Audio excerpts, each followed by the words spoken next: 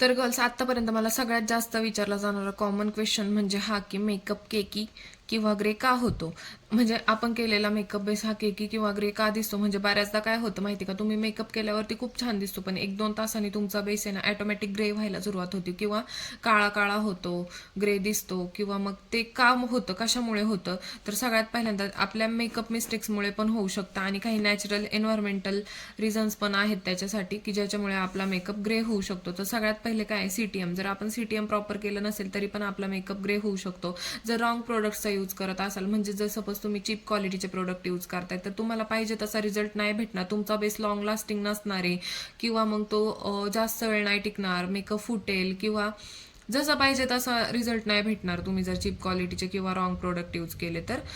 Plus तुमचा makeup त्याच्यामुळे पण ग्रे होऊ शकतो. प्लस जर तुम्ही कलर करेक्शन प्रॉपर करत नसाल तर त्याच्यामुळे पण तुमचा मेकअप ग्रे होऊ शकतो. कारण की बऱ्याचदा काय होतं माहिती का, काही काही मुली काय करतात, आपण डार्क सर्कल्स हाईड करण्यासाठी ऑरेंज कलर करेक्टरचा यूज करतो. म्हणजे ते डार्क सर्कल हाईड करण्यासाठी ऑरेंज कलर करेक्टर यूज करतात, पण तो न्यूट्रलाइज करतच नाही, डायरेक्ट फाउंडेशन अप्लाय करतात. तर असं केल्यामुळे पण तुमचा मेकअप ग्रे होऊ शकतो.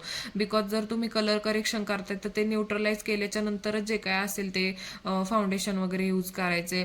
बिना न्यूट्रलाइज करता जर तुम्ही यूज करत असाल तर तुम्ही जो कलर करेक्शनसाठी यूज केलाय तो नंतर मेकअप ग्रे पडायला लागणार किंवा मग ऑरेंज बेस दिसणार किंवा ग्रीन दिसणार. सो अँड सो काही पण होऊ शकतं.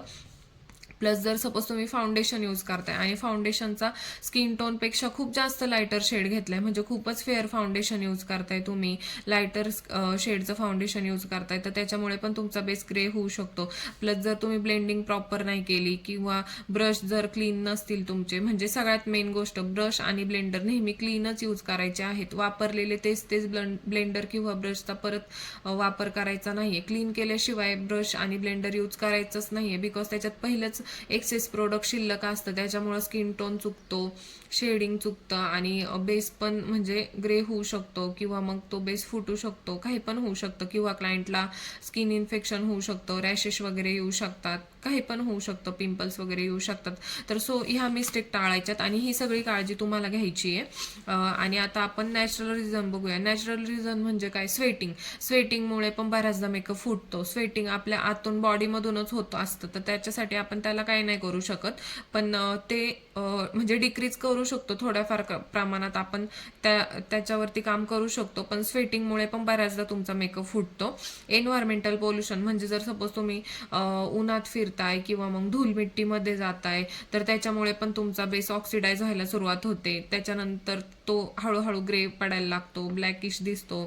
तर हे एन्व्हायरमेंटल पोल्युशनमुळे पण होतं बऱ्याचदा. आणि सगळ्यात मेन रिझन म्हणजे फेशियल हेअर्स आपण मेकअपमध्ये हाईड नाही करू शकत, तर ह्याच्यामुळे पण तुमचा बेस ग्रे होऊ शकतो. तर ह्या सगळ्या मेकअप मिस्टेक्स तुम्हाला टाळायच्यात. ह्या सगळ्या रिझन्समुळे तुमचा मेकअप केकी किंवा ग्रे दिसू शकतो.